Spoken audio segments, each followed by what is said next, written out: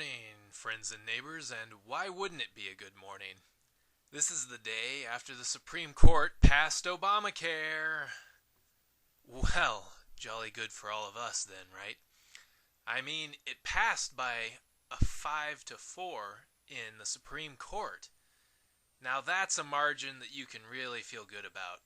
Let me tell you, folks, when half of the group is telling the other half how they should live their lives, it can only be a recipe for harmony and happiness. But, I guess I should drop the sarcasm now.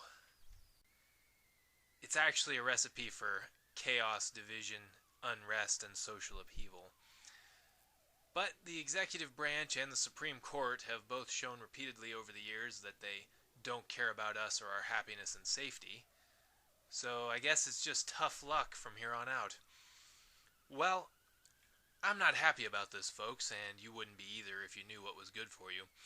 But that's okay, my friends, because we can still get ourselves out of this mess.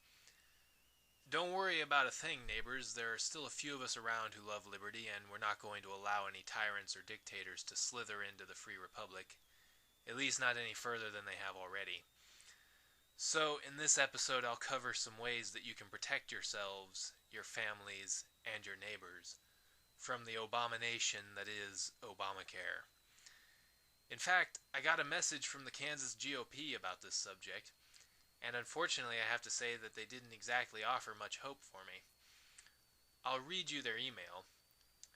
This is what Sam Brownback had to say. We need full repeal. Stopping Obamacare is now in the hands of the American people. Stop. I've got to cut in here because for a split second I thought that he was going in the right direction. Until he said, it begins with electing a new president this fall. Stop. Then the email continues, we appreciate the level of passion we are seeing, but that alone will get us nowhere. Get out your checkbook or put on your walking shoes. We need you and we need your passion translated into action. Contact your local county Republican Party and get involved. Well, I have to agree with the Kansas GOP right there. Although I would say, rather than giving your money to Lord Romney, I would say that you should just get on the internet and start paying attention. Then make the right choice when you get into the voting polls. Trust me, Lord Romney has plenty of money he can manage on his own. Oh, but if you're feeling generous, you should contribute to Gary Johnson's campaign. He's a candidate that we can actually feel a little comfortable with, although I'm sure you've never heard of him. Oh, but Mitt Romney's statement was included in the email as well. And I'm only going to read a small part of it because, honestly, I don't think I can tolerate any more of the aristocratic pomp and showmanship that's typical of the Lord Romney Act. He says, quote, if we want to get rid of Obamacare, then we're going to have to replace President Obama. Well, right there, he's already playing politics and making an appeal to our fears and desperations. Yep, I'm reminded of why I can't stand this man. He goes on to say that Obamacare was bad policy yesterday, it's bad policy today.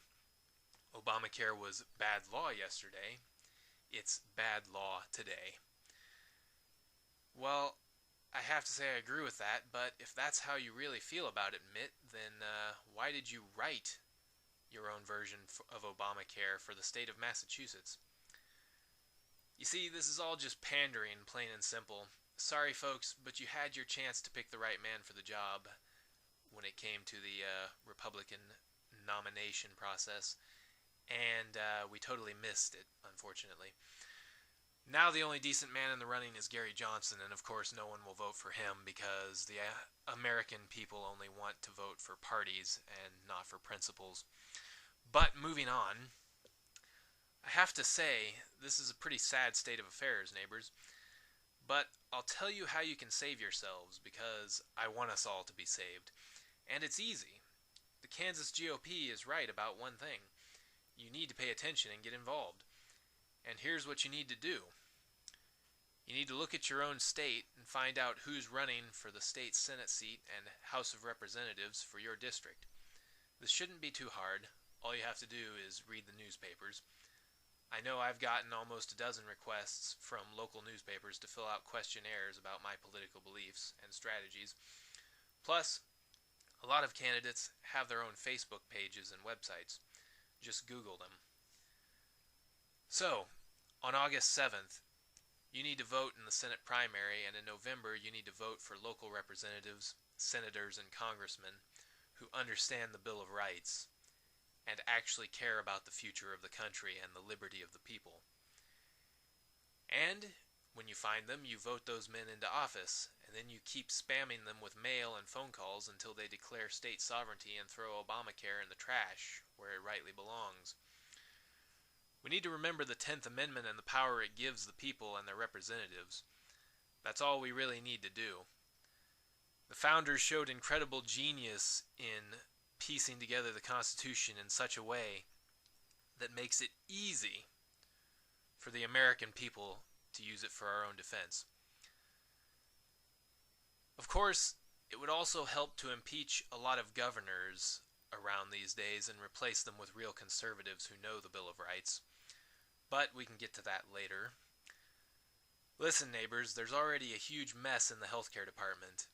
Tim Hulskamp has been doing some research into it, and he's already got videos online where he exposes the trend of losing care providers all across the country due to Obamacare policies. The policy has death panels, it has mandates and arbitrary requirements all throughout it, and it's going to require a new tax.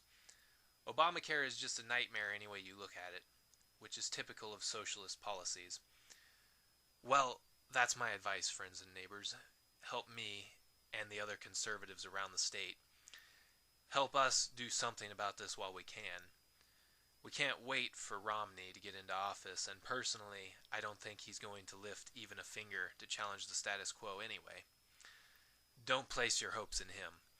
We have to take control of our lives by ourselves, and we have to protect our neighbors and our communities. I wish you all the best until next time, and may God protect you from this socialist administration. Good luck, neighbors.